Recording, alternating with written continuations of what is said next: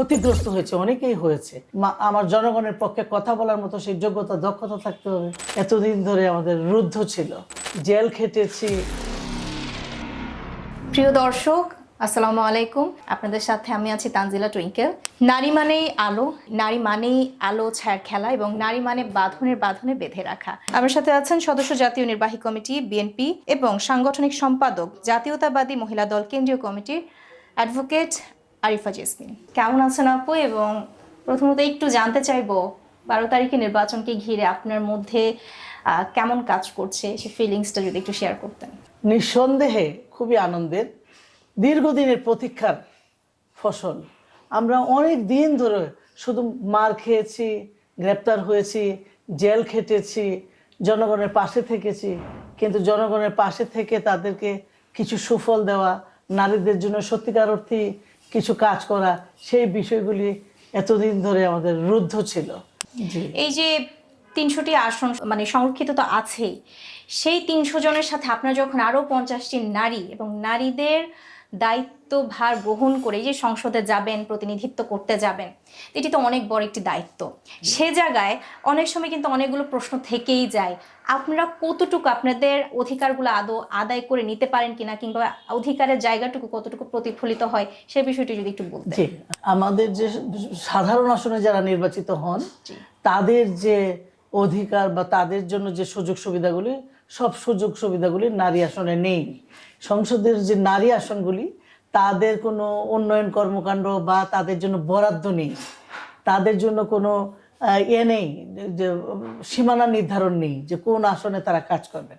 কিন্তু যারা সাধারণ আসনে আসেন, তাদের আবার সীমানা নির্ধারণ আছে এবং সেই সীমানা নির্ধারণের মধ্যে তারা উন্নয়ন কাজ করতে পারেন, তাদের জন্য বরাদ্দ থাকে। শুধু নারী নয়, প্রান্তিক জনগোষ্ঠী, পুরুষ নারী যারা হোক, তাদের জন্য। এছাড়াও আমি আরো কয়েকটা বিষয় আপনাকে বললাম, সামাজিক আরো কিছু দায়বদ্ধতা আছে আমাদের।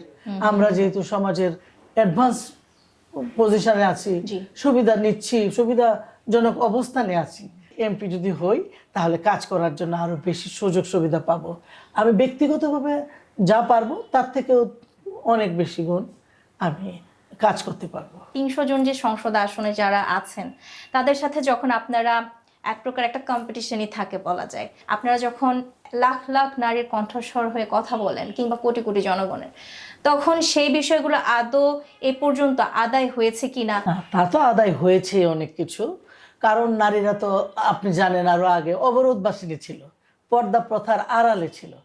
বিএনপির আমাদের যে বাংলাদেশ জাতীয়তাবাদী দল, এই বাংলাদেশ জাতীয়তাবাদী দল যখনই ক্ষমতায় এসেছে, দায়িত্ব নিয়েছে দেশের, তখনই অনেক আইন তৈরি হয়েছে এই নারীদের জন্য।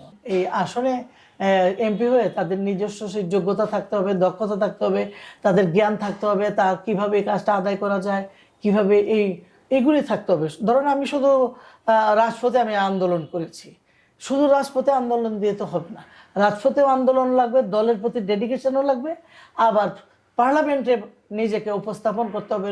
আমার আমার আমার আমার জনগণের পক্ষে কথা বলার মতো সেই যোগ্যতা দক্ষতা থাকতে হবে, সেটাও লাগবে। তা আমি যেহেতু একজন আইনজীবী, অনেক আগে থেকেই আইন চর্চা করছি এবং কার্যক্রম চালিয়ে যাচ্ছি 40 বছর ঊর্ধ্বকাল যাবত। আমি মনে করি যে আমার জন্য অনেক সুবিধা হবে এই সংসদে।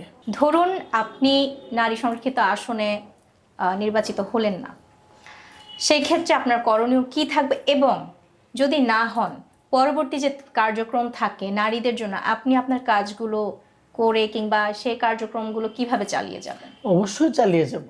আজকে এবার আমি সংসদ সদস্য হলাম না, কিন্তু আমার বয়স তো 63 বছর। 20 বছর বয়স থেকেই আমি কাজ করে যাচ্ছি, সমাজসেবা, নারীদের জন্য কাজ করে যাচ্ছি। এতদিন তো আমার হাতে ক্ষমতাও ছিল না, আমি সংসদ সদস্য ছিলাম না। কিন্তু সংসদ সদস্য হওয়ার জন্য যে ধরনের কাজগুলি করতে হয়, সেগুলি আজ 40 বছরের ঊর্ধ্বকাল যাবৎ করে আসছি।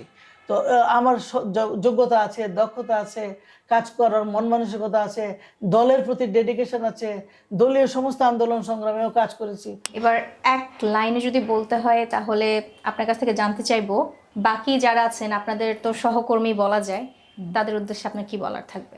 বাকি যারা আছেন, যারা চাচ্ছেন, মনোনয়ন চাচ্ছেন, আপনাদের সাথে যারা আছেন, হ্যাঁ, আমাদের সাথে যারা আছেন অনেকে আছেন।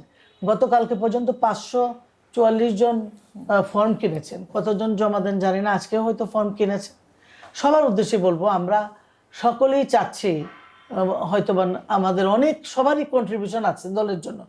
এমন নেই যে জেল খাটেনি বা মামলা হয়নি, নারীদেরও তো আছে, জেল খেটেছে, মামলা হয়েছে, বাড়িঘরে থাকতে পারেনি, ক্ষতিগ্রস্ত হয়েছে, অনেকেই হয়েছে।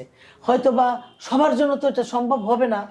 আমরা যারা দরখাস্ত করেছি বা আবেদন করেছি, এর মধ্যে 36 জন বিএনপির পক্ষ থেকে নেওয়া হবে।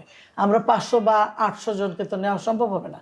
তবে এখান থেকে আমাদের বিশ্বাস, আমাদের দলের যে হাইকমান্ড, তারা যে আমাদের প্রোফাইলগুলি দেখেছেন, আমাদের যে বায়োডাটাগুলি তারা দেখেছেন, সেখান থেকে এই পার্লামেন্টের জন্য যারা সবচাইতে বেশি কার্যকর ভূমিকা রাখতে পারবেন, যারা যোগ্য মনে হবে, এবং আমি মনে করি আমাদের যে দলের প্রধানমন্ত্রী, আমাদের যে বিএনপির চেয়ারপারসন, তিনি ইতিমধ্যে যে আমরা যে মন্ত্রী পরিষদ করেছেন, সভা করেছেন, এবং সবগুলি যারা এমপির মনোনয়ন দিয়েছে, সব খুবই ভালো এবং গবেষণার ভিত্তিতে দিয়েছেন। তো আপনাকে অসংখ্য ধন্যবাদ, এবং আপনার জন্য অনেক শুভকামনা রইল, এবং আপনার সাথে আরও যে যারাই আসবেন, বাকি 50টি সংরক্ষিত আসন, এবং এটি কিন্তু খুব বড় দায়িত্ব নিয়ে আপনারা যারা আসবেন, দায়িত্বের সাথে আমরা আশা রাখছি আপনারা আমাদের নারীদেরকে হয়তোবা আগামী 5 বছরের জন্য এগিয়ে নিয়ে যাবেন, সে প্রত্যাশাই রইল।